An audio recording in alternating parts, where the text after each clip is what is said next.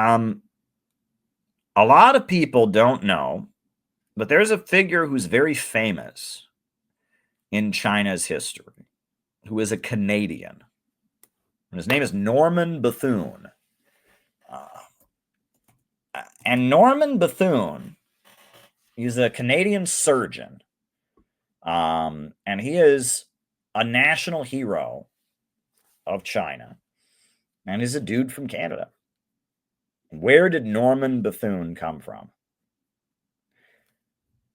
Where did Norman Bethune come from? Norman Bethune was a wealthy surgeon in Canada, and he had very little politics. I mean, he was just a dude. He was just a medical doctor from a wealthy family who lived in Canada. And one day, he was walking through the streets of the city he was in, and I believe it was in Montreal, Canada. He was walking through the streets of Montreal, Canada, and he saw an unemployed demonstration randomly, completely randomly, of communists protesting unemployment. And that was a thing that the communists did during the Great Depression, is they would mobilize, they would get big crowds of poor people to assemble and demand jobs and demand relief. And they would go to City Hall and loudly demand jobs. And, they would go to, the US Congress and loudly demand jobs. And they would just, form big gatherings of desperately poor, unemployed, semi-homeless people that were rendered impoverished by the Great Depression, who were literally starving. People were literally dying of malnutrition in the United States during the Great Depression. And they would get them in big mobs, and they would assemble, and they would have what they called hunger marches or unemployment marches. This was probably one of the most effective things the Communist Party of the United States, the Communist Party of Canada did, is they would just get together big crowds of hungry people and bring them to government office buildings, demanding that the government do something about their poverty. And it was a very, very effective thing they did, a very, very simple thing. But, when there's a lot of very, very poor people, a lot of very desperately poor people created by the economic crisis, and you have an organization that can mobilize them, it was a very effective thing. International Unemployment Day, March 6th, 1931. They had unemployed demonstrations in every major city in the Western world. And, they had huge hunger marches in Washington, D.C. There was the bonus army, where they got unemployed veterans to occupy the National Mall, for weeks. And hundreds and actually thousands of unemployed veterans occupied the National Mall, demanding that they be paid a veteran's benefit, veteran's bonus. And that this was a thing that the communists did. And in Canada, in Montreal, that's what they were doing. And the communists had a big unemployed demonstration. And this unemployed demonstration was being attacked by the police. There were police on horseback who were clubbing the unemployed demonstration. And Norman Bethune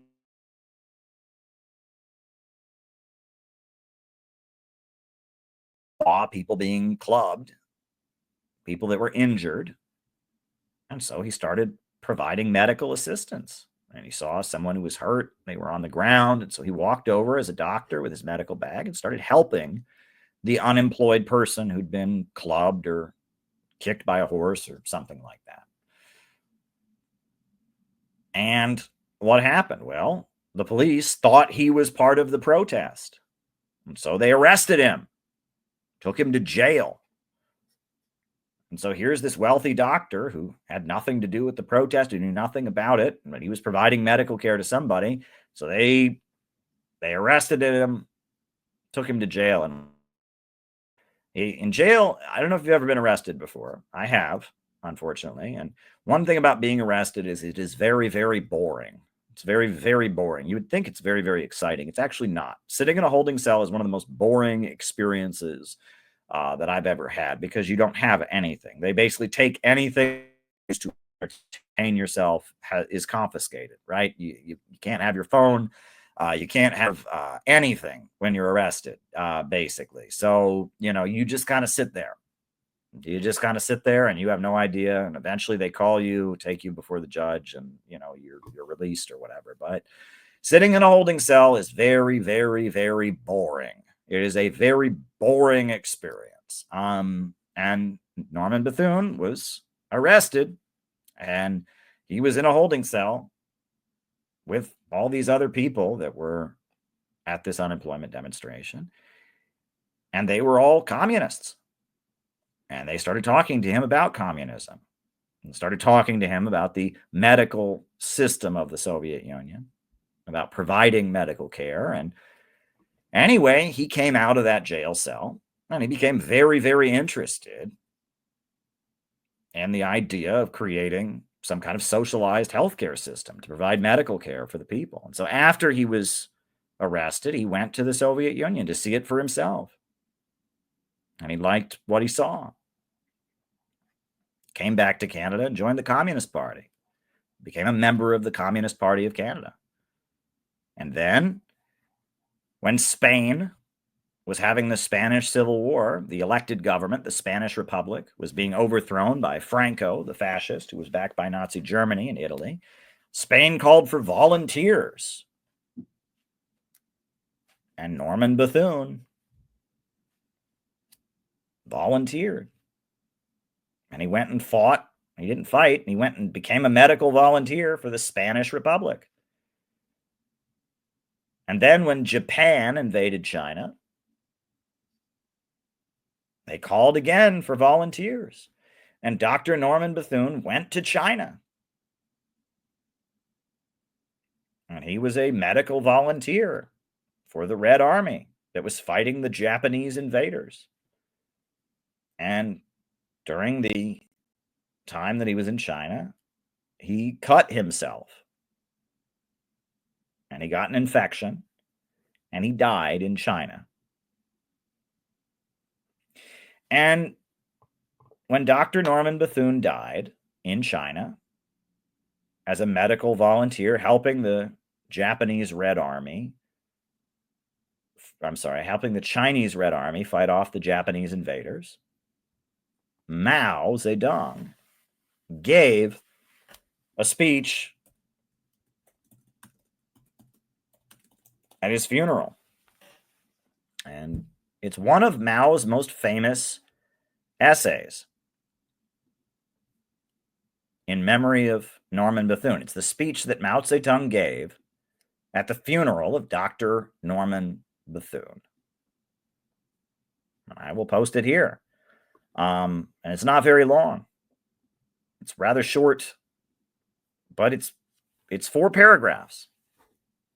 In fact, I will read it now because it is only 4 paragraphs. It is not that long.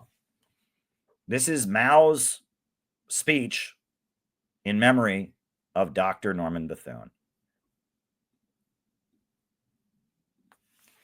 Comrade Norman Bethune, a member of the Communist Party of Canada, was around 50 when he was sent by the Communist Party of Canada and the United States to China. He made light of traveling thousands of miles to help us in our war of resistance against Japan. He arrived in Yunnan in the spring of last year, and he went to work in the Wutei Mountains, and to our great sorrow died, a martyr, at his post. What kind of spirit is this that makes a foreigner selflessly adopt the cause of the Chinese people's liberation as his own? It is the spirit of internationalism, the spirit of communism, from which every Chinese communist must learn. Leninism teaches that the world revolution can only succeed if the proletariat of the capitalist countries supports the struggle for liberation of the colonial and semi-colonial peoples, and if the proletariat of the colonies and semi-colonies supports the proletariat of the capitalist countries. Comrade Bethune put this Leninist line into practice. We Chinese communists must follow this line in our practice. We must unite with the proletariat of all the capitalist countries, with the proletariat of Japan, Britain, the United States, Germany, Italy, and all other capitalist countries. For this is the only way to overthrow imperialism, to liberate our nation and people, and to liberate the other nations and peoples of the world. This is our internationalism, the internationalism with which we oppose both narrow nationalism and narrow patriotism. Comrade Bethune's spirit, his utter devotion to others without any thought of self, was shown in his great sense of responsibility in his work and his great warm-heartedness toward all comrades and the people. Every communist must learn from him. There are not a few people who are irresponsible in their work, preferring the light and shirking the heavy, passing the burdensome tasks on to others and choosing the easy ones for themselves. At every turn, they think of themselves before others. When they make some small contribution, they swell with pride and brag about it for fear that others will not know. They feel no warmth toward comrades and the people, but are cold and indifferent and apathetic. In truth, such people are not communists, or at least cannot be counted as devoted communists. No one who returned from the front failed to express admiration for Bethune whenever his name was mentioned, and none remained unmoved by his spirit. In the Shansi, Chahar, Hope border area, no soldier or civilian was unmoved who had been treated by Dr. Bethune or had seen how he worked. Every communist must learn this true communist spirit from Comrade Bethune. Comrade Bethune was a doctor. The art of healing was his profession, and he was constantly perfecting his skill, which stood very high in the 8th Route Army's medical service. His example is an excellent lesson for those who wish to change their work the moment they see something different, and for those who despise technical work as of no consequence or as promising no future. Comrade Bethune and I met only once. Afterwards, he wrote me many letters, but I was busy, and I wrote him only one letter, and did not even know if he ever received it. I am deeply grieved over his death. Now we are all commemorating him, which shows how profoundly his spirit inspires everyone.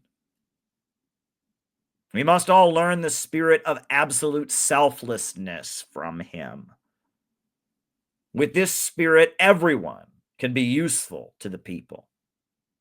A man's ability may be great or small, but if he has this spirit, he is already noble-minded and pure, a man of moral integrity and above vulgar interests, a man who is of value to the people.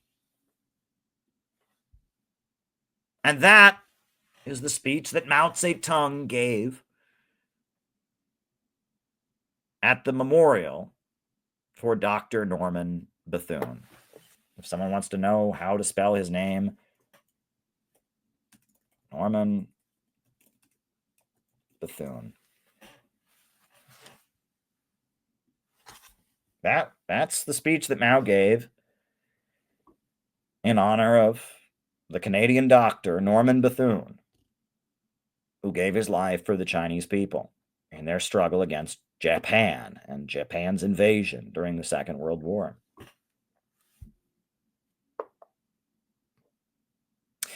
And it's worth revisiting. And it's worth thinking about it, because it's that kind of spirit through which real movements are created. And Mao Zedong would certainly not have appreciated this, Mao was an atheist. I don't know if Dr. Norman Bethune was an atheist. He might have been. But that attitude is very Christian. And if one reads the Gospels and the message of Jesus Christ, living for the sake of others, one will find that very similar sentiment that Mao was honoring about Dr. Norman Bethune.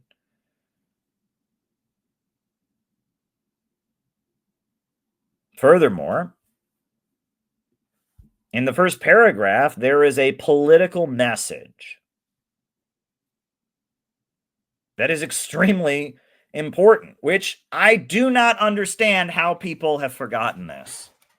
I do not understand. I really don't. I really don't. I am going to go off a little bit here. Forgive me. Forgive me for going off a little bit. But there are some things that are not worth getting angry about, and there are some things that are worth getting a little bit angry about. And at risk of perhaps making some folks uncomfortable, I will reveal a bit of my anger. Because this is in the first paragraph, he says, Leninism teaches that the world revolution can only succeed if the proletariat of the capitalist countries supports the struggle for the liberation of the colonial and semi-colonial peoples, and if the proletariat of the colonies and semi-colonies supports that of the proletariat of the capitalist countries. That's a sentence there. And what makes me angry, and the reason that I don't call myself a communist anymore, is because there is not any goddamn communist group in America that understands that. I don't even call myself a communist anymore, and I am more communist than every goddamn communist organization in America, because none of them understand that sentence. We are fighting to break the colonized and oppressed people of the world free from imperialism.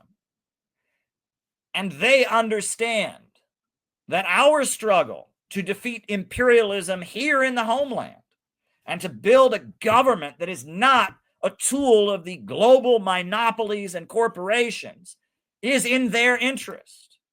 And that there is a direct connection between the struggle of the Houthis against Israel and the struggle of the American people for jobs and healthcare and education. There is a direct connection between the peoples of the Donbass and their struggle against the Kiev regime and our struggle in this country for the right to free speech, for the right to freedom of assembly, for the right to not be dragged off to jail if you stand with Russia, the right to not have your life destroyed if you have a political opinion that is different. Our fight for civil rights, for freedom of speech, is tied in with the fight of the Chinese people to not have the United States overthrow their government and recolonize and destroy everything they've built up since 1949. Our fight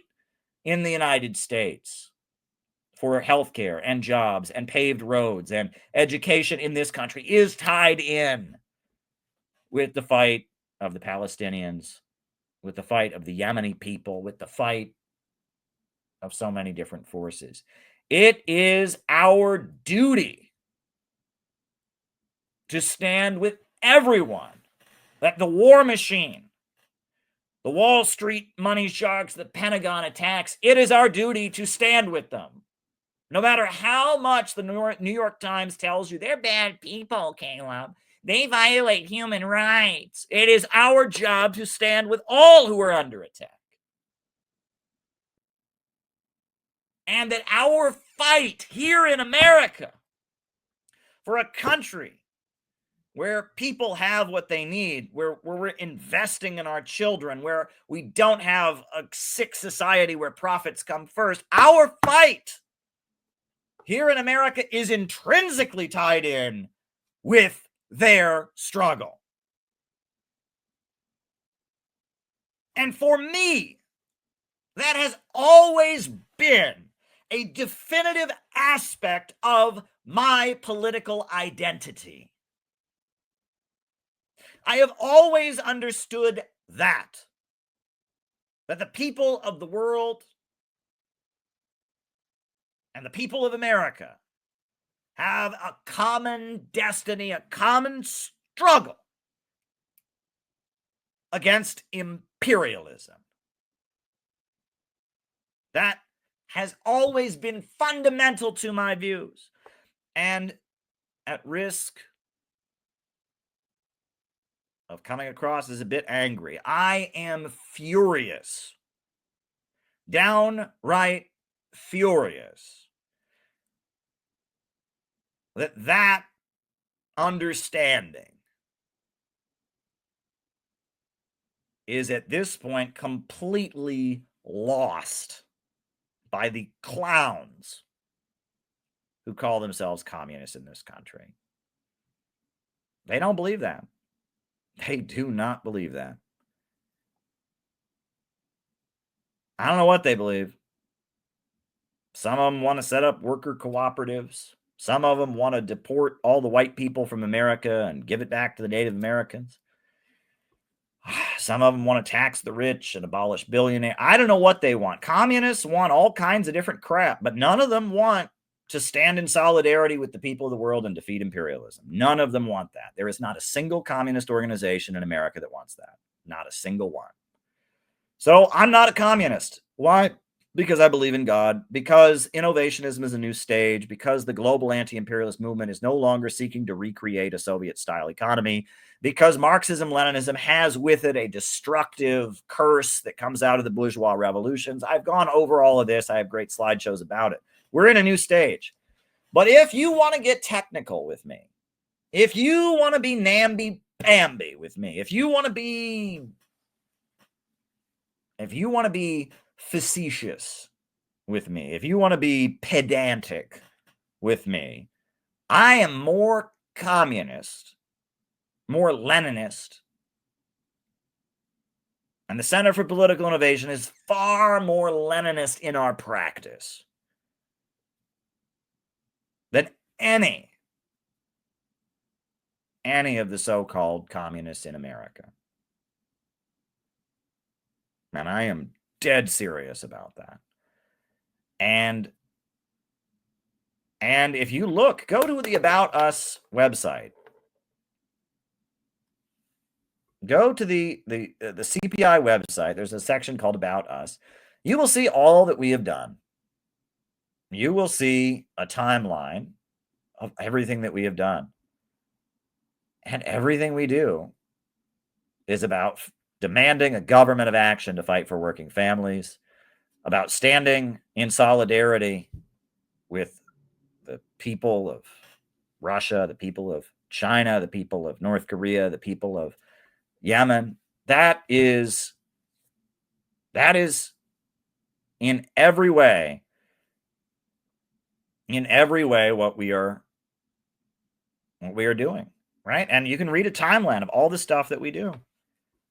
And I mean, it's not that we want to brag about what we're doing, but that's what we do. And you look at thing after thing that we've done in the year 2025, in the year 2024, in the year 2023.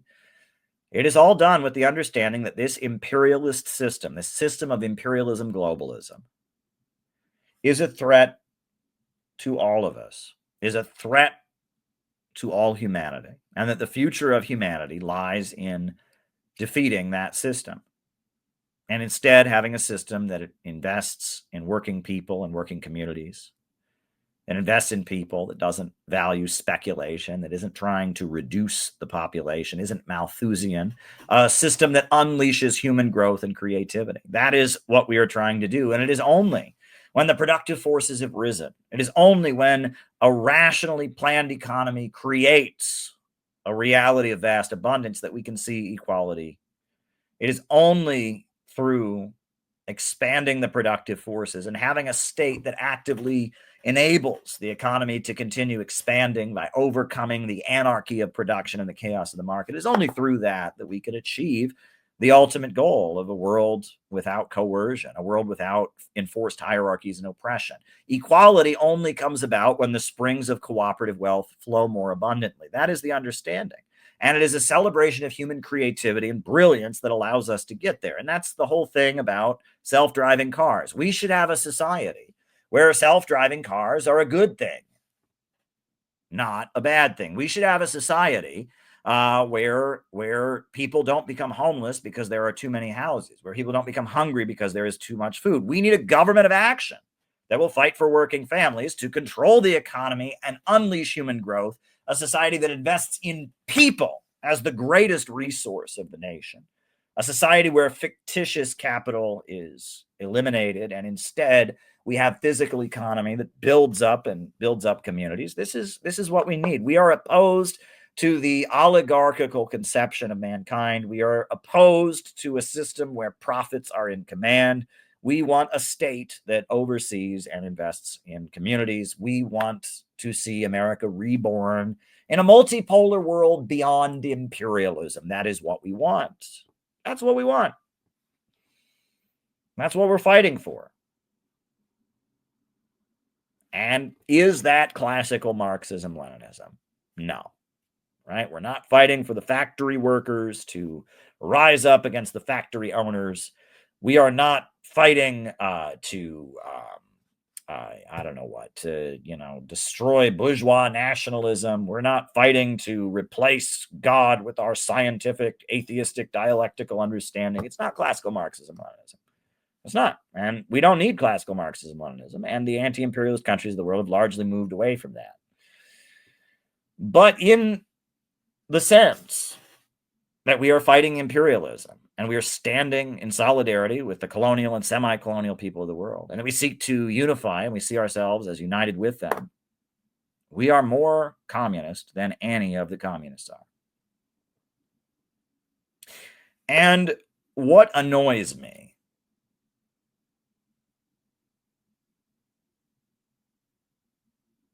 it's not about what annoys me. Let me just put it this way. I've said many times that what we're dealing with as CPI is very similar to Jesus and his struggle against the Pharisees. We are dealing with legalism. People who enforce the letter of the law but forget the essence of the law. This is you go and read the New Testament of the Bible. The Pharisees are always trying to confront Jesus Christ. And at one point they corner Jesus and they say to Jesus, "Aha, tell us, Jesus, which of the 10 commandments is the most important?" And Jesus says, "The most important commandment is to love your God with all your heart, soul, and mind, and love your neighbor as yourself. And all the law of Moses and the prophets flows from that." He says none of the 10 commandments are important. The most important thing is to love God and love your fellow man.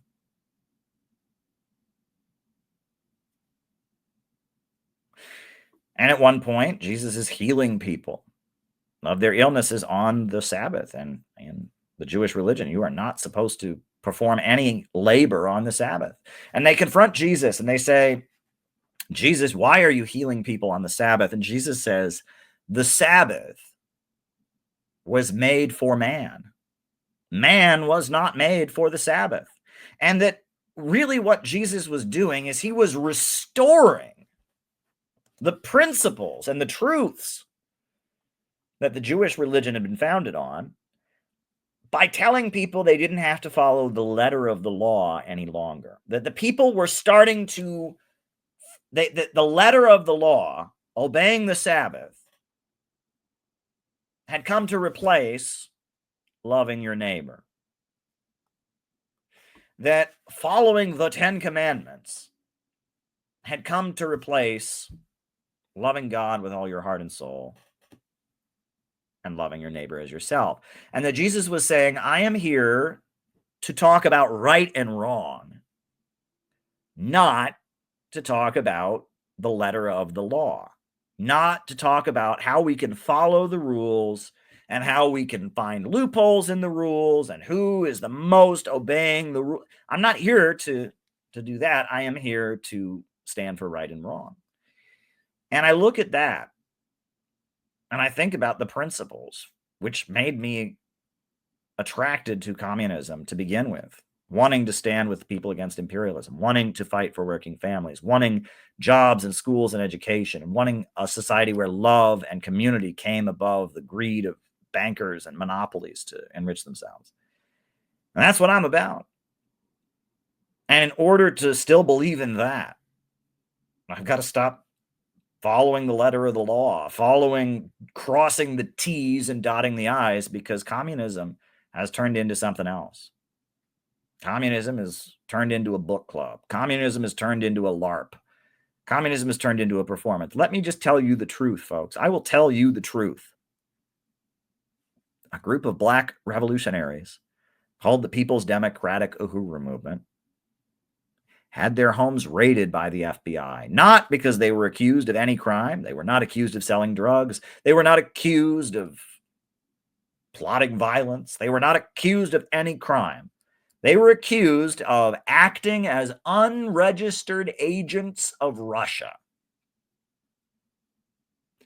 It was alleged that because they advocate peace with Russia, that because they have protested against U.S. funding of Ukraine, that constituted being unregistered foreign agents. And so they sent the army, they sent SWAT teams, and they raided their homes, and they flew drones into their houses, and they pointed guns in their face, and they dragged them to federal court, and they almost sent them to prison for 15 years simply because of their speech. They said that their speech supporting Russia constituted being a foreign agent.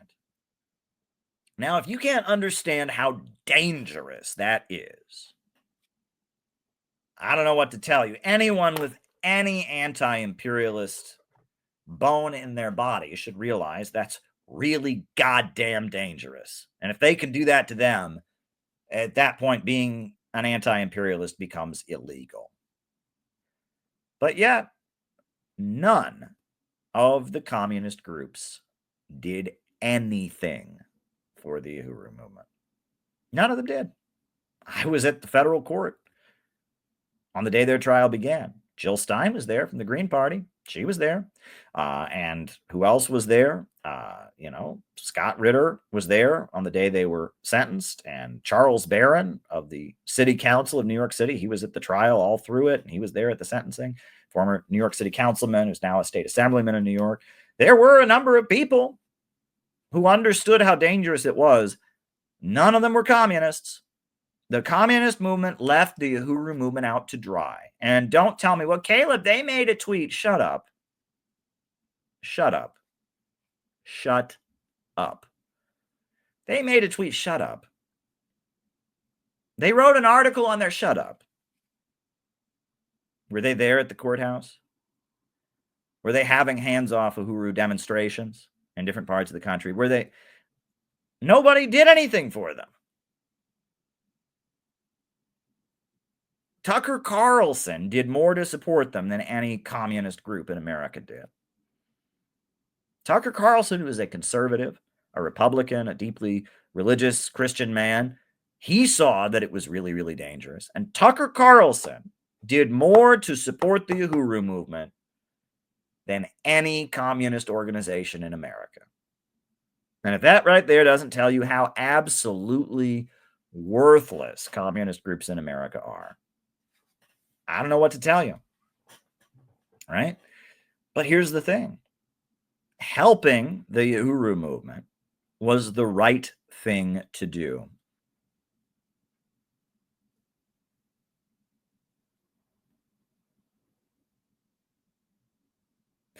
Helping the Uhuru movement was the right thing to do.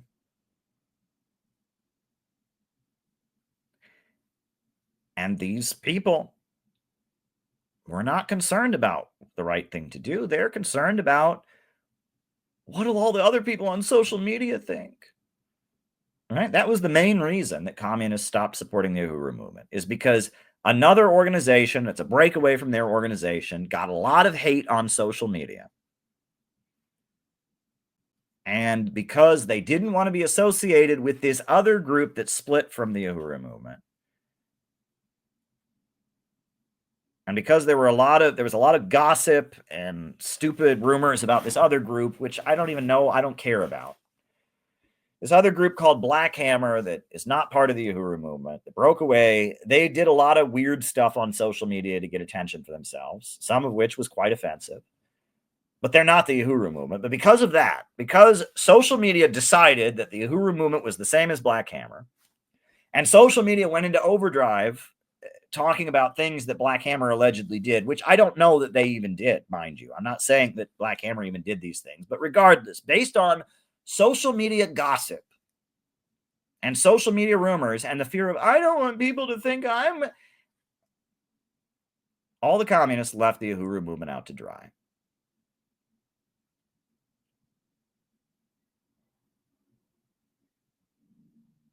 Now, tell me why should we be communists? And why should we be trying to get all these young people with, communist Twitter handles and communist Facebook pages? Why should we be trying to recruit them if they can't even stand with the Uhuru movement? If they can't even see a group of black activists be targeted in this manner and say that's wrong, and it doesn't matter, I don't care if they're connected to this other group who did whatever, it's still wrong. If they can't even say that, why am I talking to them? Right? Tucker Carlson is more communist than these communists are. And it makes me angry on the one hand. It makes me angry, but it also says to me that I should not care about these people. And I'm telling you that if you're the kind of person who heard about how the FBI raided the homes of the Uhuru movement and was concerned about it, you should not be a communist anymore. You should be an innovationist, because communists do not care about the Uhuru movement. I am just going to be blatantly real with you. Communists want to look cool on social media. Communists want to buy a communist hat and look in the mirror and say, wow, I'm wearing a communist hat. They want to wear communist shoes and be like, oh, look, I've got communist shoes. They want to yell at their mom and dad and say, I'm a communist mom and dad. You can't tell me what to do. They want to, watch movies about Che Guevara and fantasize that they are Che Guevara. But none of them thought, hey, the Uhuru movement is on trial for saying the right thing. We should do something about it. And if that is the case, I mean, why would I build a movement around people who can't even defend one of their own? Right? People who can't even, Chairman O'Malley and the Uhuru movement, they've been organizing the African People's Socialist Party since the early 80s. And, and if they can't even stand with them, why should we care? Right? Why should we care? And there are a lot of people who've joined CPI since we dropped the communist label, who said, Caleb, I would never have joined you if you were a communist group, because the communist stuff confuses me, kind of scares me, but you're out there talking about we need economic growth, we need justice for working families. And you saw a group of black revolutionaries who had their homes raided by the FBI. And, I can understand that. I can understand being there with people when they're being targeted by our satanic government that serves the rich and powerful. I can understand wanting to build schools and hospitals in America rather than bombing Yemen or sending weapons to Ukraine. I can understand that. Everything you say makes sense, but the whole communism thing doesn't make sense. So I'm really glad you dropped it. I'm really glad you dropped it. Somebody the other day said that to me. They said, the day you dropped communism, Caleb, was the day that you made sense to me. Right? And it's sad. And in a weird way, I am more communist than any of these communists are, because none of them understand the duty to stand with people that are under attack, understand the duty to unite the people of the oppressed world with the people of the first world, understand that we're defeating imperialism. So if that's what you think being a communist is, if that's what it means to you, I'm more communist than any of these people. But if being a communist means believing in Marxism, Leninism, I mean, I believe in anti-imperialism. I believe in the essence of Leninism. But I mean, do I want to build a movement of factory workers to fight their factory employer? No. Do I want to recreate the Soviet Union and have an economy where everything is run by the state? No. Do I believe in the atheistic philosophy of dialectical materialism that says everything is about conflict, everything is defined by clashing? And no, I don't. And am I trying to build a movement among people that all think they're the greatest and are so concerned about, oh, they're so amazing, among people who couldn't even stand with the Uhuru movement? Am I trying to become the king of those people, among the most popular among those people? No, I am not. No, I'm not. No, I am not. Right? I would rather recruit 50 Tucker Carlsons. I would rather recruit 50 working class moms who understand why we have to support the Uhuru movement, who understand why we have to support Yemen, than any internet communist, than 1,000 internet communists, right? And I'm telling you, we're building something. We're building a real organization. We're building a real community, and we are teaching people things that they do not know. People do not know what imperialism is and how it functions. People do not know. You know, one of the best things about CPI, we give out books, right? We got our book on the Houthis that we're giving out. We have our book, What is Innovationism, right? That people are giving out. And one of the best things that we are doing is members of our group are sitting down with people and reading the books. Because people don't know this stuff. And as part of building this organization, as part of recruiting people into the organization, members of our group, shout out to you, you know who you are, multiple members of our group have met new people, and they have sat down with them and read the books, read it together and talked about the content. Right? Now, what's funny is that there are certain people in our circles who think that's stupid. They actually think that's stupid. They think, why would you do that? Well, you would do it because people don't know this stuff. That's why people need to be taught this stuff. That's why. But no, communists, it's all about, oh, I'm so smart. No one can teach me anything. Oh, I know more than you. That's not real. That's not real organizing. People don't know this stuff, and our job is to try and teach it to them. We want to teach people who do not know that imperialism is their enemy, who do not know that we have a common enemy with the Houthis of Yemen, a common enemy with the people of the Donbass and the people of China and the people of Venezuela and Iran. People who don't know that we're trying to teach them that. We are trying to take people who don't know about this and get them to know about it. That is what we are trying to do. We are trying to take people who have never heard these ideas and have them hear these ideas. We are trying to raise the consciousness of the American people. And communists are not doing that. Communists are trying to out-communist each other. I don't know what they're trying to do, but they ain't doing that. They ain't doing that. And I am proud of the Center for Political Innovation. I'm proud of what we do. And I believe in this organization because in this organization, you will find real people and then you will find real, genuine connections. We just reserved the house for the 7-day program. We're trying to figure out about the music that we'll be singing together and playing at the 7-day program. We're trying to figure out different aspects of our upcoming activities in July. This is a real organization. This is real. And the point is to find people who don't already think these things or think they know this stuff and teach it to them. The point is to help people learn by doing and do by learning. If you want to learn things, you got to change things. If you want to change things, you got to learn things. Learning while leading, leading while learning. You learn from correct practical experience. Some things cannot be learned on Wikipedia. Some things cannot be learned from a book. Some things only come from real life.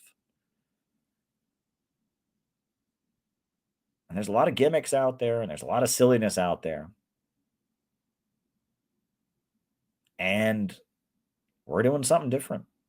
And we have no aspiration to take part in it. And the more that we can separate from communists, the better. The more that we don't talk like communists, the more that we don't sound like communists, the more that we're not thinking about what other communist groups are doing and comparing ourselves, the more that we are not associated with communists, the better. Because communists have failed. Communists have failed, and the communist aesthetic is at this point associated with a group of people who couldn't even defend the Uhuru movement and really have nothing to do with what I just read to you about Dr. Norman Bethune. Nothing to do with that. Nothing. Absolutely nothing to do with that. Folks, we have a job to do with CPI. And that job is to awaken the American people, to oppose imperialism, to demand a government of action that fights for working families. That is what our job is.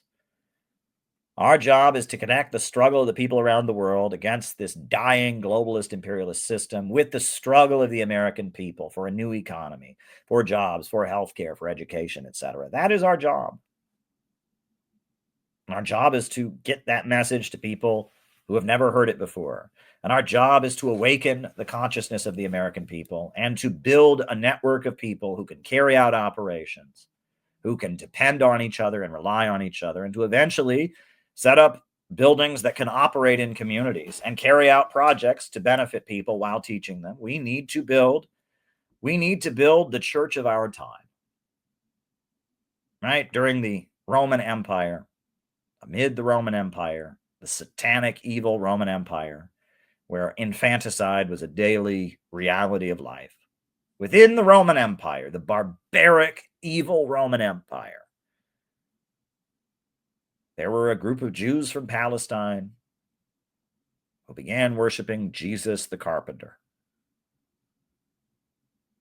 And as they demanded that their employers pay them a better wage and went on strike, the bricklayers and the carpenters and the pipe fitters and the blacksmiths and the basket weavers, as the skilled tradesmen, the proletariat of ancient Rome began to organize, and as they built orphanages for the homeless children of Rome, and as they formed their guilds and associations to demand better treatment from the employers, and as they organized to assert their humanity inside of one of the most barbaric empires that ever existed,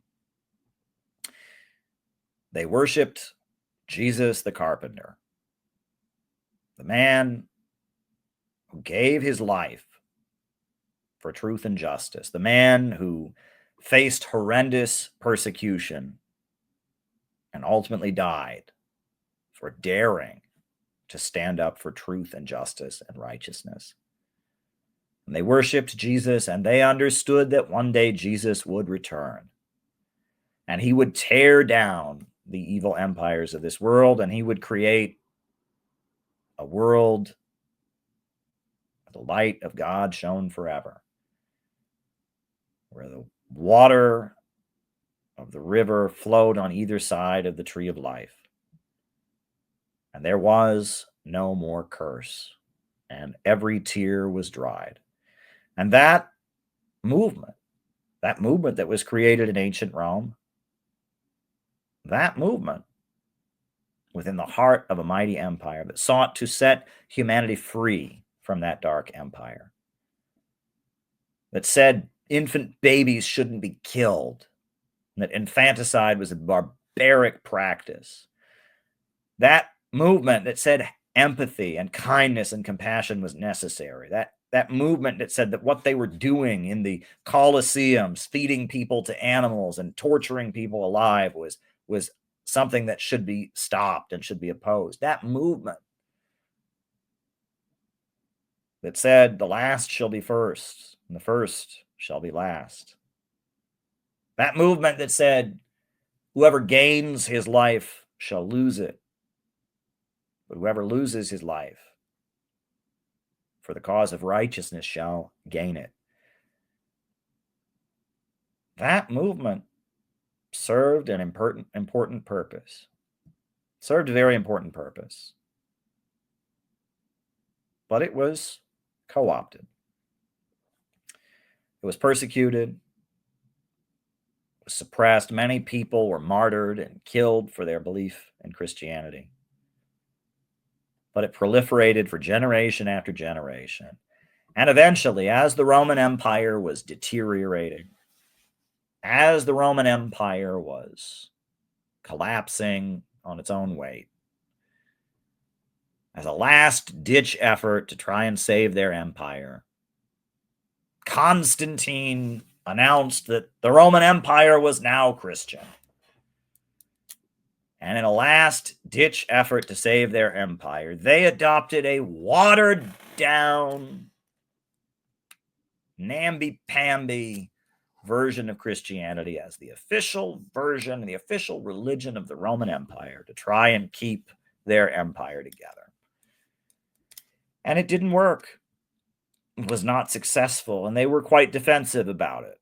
One of the most important books in the history of at least Western Christianity, or Western, not Orthodox, but Western Christianity, is a book called The City of God, written by St. Thomas Augustine, right? St. Augustine, right? And St. Augustine, he's very defensive because Rome, the biggest empire in the world at the time, collapsed.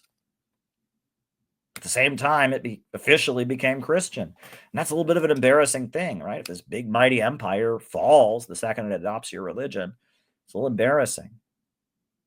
Well, the reason that Christianity did not save the Roman Empire is because the teachings of Jesus were not intended to help you build a mighty empire. The teachings of Jesus were not intended to help you colonize and enslave and oppress other people. The teachings of Jesus were not intended to help you build a gigantic, mighty city that is extracting slaves and tribute from all across the planet and torturing and murdering and whipping and flogging and feeding people to lions and bashing babies' skulls in. That's not what the teachings of Jesus were designed to help you to do. So the idea that Christianity was going to save the Roman Empire, it just wasn't going to happen. Christianity was not going to save the Roman Empire. Christianity was the antithesis of the Roman Empire. And as the Roman Empire was deteriorating into barbarism, as a last-ditch effort, they watered down and adjusted and corrupted, and they came up with their own weak-ass version of Christianity. And they said, this is our new religion. And they hoped it would save their empire. And it didn't. And it didn't. But why does that matter, Caleb? Why does that matter? Why in the world are you talking about Jesus and the Roman Empire and the Roman proletariat and all this? Why does that matter? I'll tell you why it matters. I will tell you why it matters. I will tell you why the Roman Empire matters. Do I still have this graphic? Yes, I do. This is Rosa Luxemburg, the great German Marxist, anti-war activist, martyr. This is what she said. At the time World War I was breaking out, Rosa Luxemburg, she refused to support the war. And her political party, the German Social Democratic Party, supported the war, and she called them out. She wrote pamphlets against it. She urged Germans not to go fight in World War I. They threw her in prison for opposing the war. She wrote a pamphlet called the Junius Pamphlet, opposing World War I and calling out her own political party, the Social Democrat Party of Germany, for collaborating with the war. They threw her in prison for writing it. She spent World War I in a jail cell for her anti-war activism, for demanding peace, and for saying that working people in Germany shouldn't go and die for the Kaiser. They shouldn't go and die to help the Belgians, and shouldn't go and die to help the Turks colonize and oppress the Arab people. They shouldn't go and die so that Germany can seize a bigger chunk of Africa than the British and the French have. Rosa Luxemburg was thrown in prison, and the pamphlet that she wrote before she was thrown in prison, the Junius pamphlet. This is a quote from the pamphlet. Quote, "This world war is a regression into barbarism. The triumph of imperialism leads to the annihilation of civilization. At first, this happens sporadically for the duration of a modern war. But then, when the period of unlimited wars begins, it progresses towards its inevitable consequences. The triumph of imperialism and the collapse of all civilization, as in ancient Rome. Depopulation, desolation, degeneration. Great cemetery." Rosa Luxemburg was warning us well over 100 years ago that World War I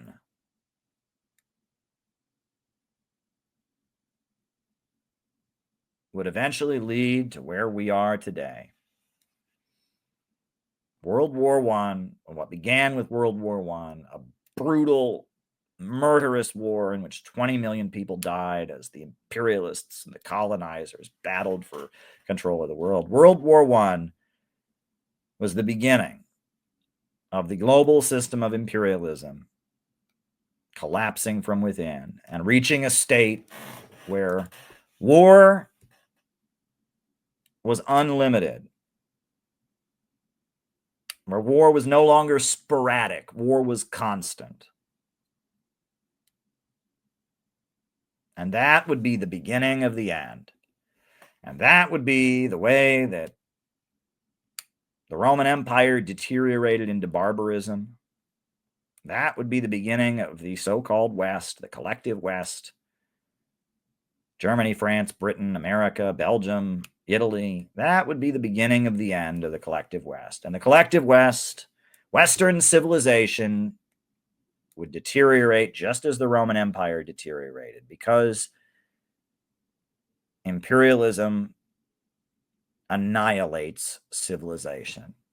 You cannot be civilized when you are brutalizing, terrorizing, torturing, bombing, and killing somebody else. And a civilization, an economic order that is based on keeping people around the world in poverty, on endless military conflicts, endless destabilization, the kind of system that had to take Libya, the most prosperous country on the African continent, and bomb and destroy it and create a society so unstable and so ruinous that there are modern-day slave markets there. A society that foments drug gangs and drug cartels and has to keep its neighbors to the south in a state of constant violence and chaos just to maintain its dominance. A system that funds Al-Qaeda-linked terrorists to destroy Syria and replaces a stable government in Syria with a government of Al-Qaeda supporters.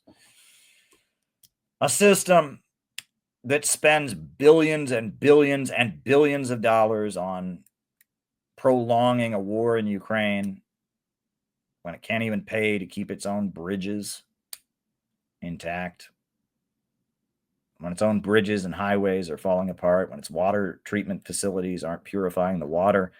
That system is doomed. That system is doomed. But within the Roman Empire, there was a movement that said, we can do something better. That said, we can create a world of justice. That said, we can change our relationship with the world. We can build a movement that will connect the peoples of the world. We can build a a society where greed doesn't come first. And Christianity, the religion of the Roman proletariat, was an attempt to build some kind of movement to stand against the barbarism of Rome. And what we are today, what innovationism is today, is an attempt to build some kind of movement to say that we can get off the road toward collapse. We don't have to go the way of the Roman Empire, depopulation, desolation, degeneration, a great cemetery. There's another way. It's called multipolarity. It's called win-win cooperation. It's called innovationism. It's called investing in communities. It's called a government of action that fights for working families. It's called caring for people. It's called mutual interest. It's called cooperation. It's called brotherhood and sisterhood and community. There is another way. We don't have to go the way of the Roman Empire. We've got to.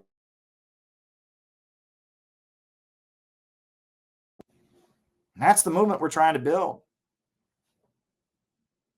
That's the movement we're trying to build. We're trying to build a movement against imperialism right here in the center of imperialism, to stop the inevitable decline and collapse, to stop the desolation, depopulation, and degeneration, the great cemetery that is the fate of imperialism brought to its conclusion. We are trying to say we don't want to collapse. We're trying to say we want a new America for working families.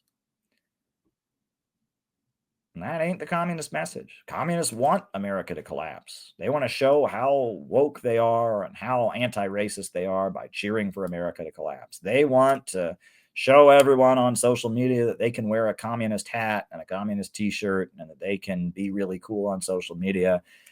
They want to tell everyone how much white people are. I don't know what they want to do, right? Communists, there's a collection of different mental illnesses in America that call themselves communists right now.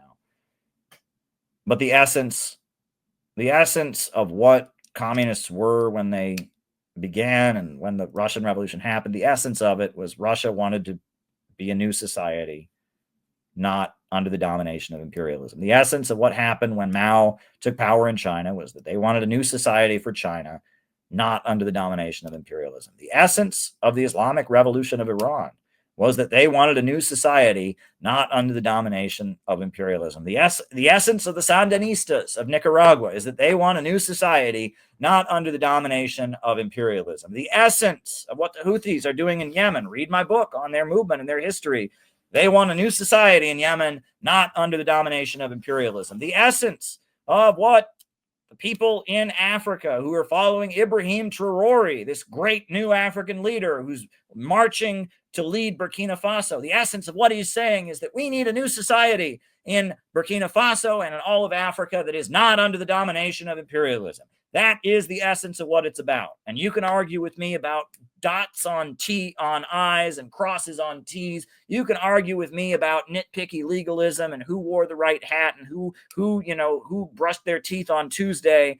I don't care. I understand that it is my duty to oppose imperialism. It's my duty to stand with the Uhuru movement. It is my duty to try and bring about peace on the Korean Peninsula. It is my duty to demand that weapons stop going to Ukraine. It is my duty to demand that the USA not put up crazy tariffs, but instead start trying to trade with China. It is my duty to oppose imperialism, and it is my duty to connect and bring American people together and teach them what they don't know and build communities where people can rely on each other and trust each other. And it is my duty to try and build that kind of movement. And that is what I am doing. That is my job, and that is the job I'm trying to get done. And if you would like to help me get the job done, join the Center for Political Innovation.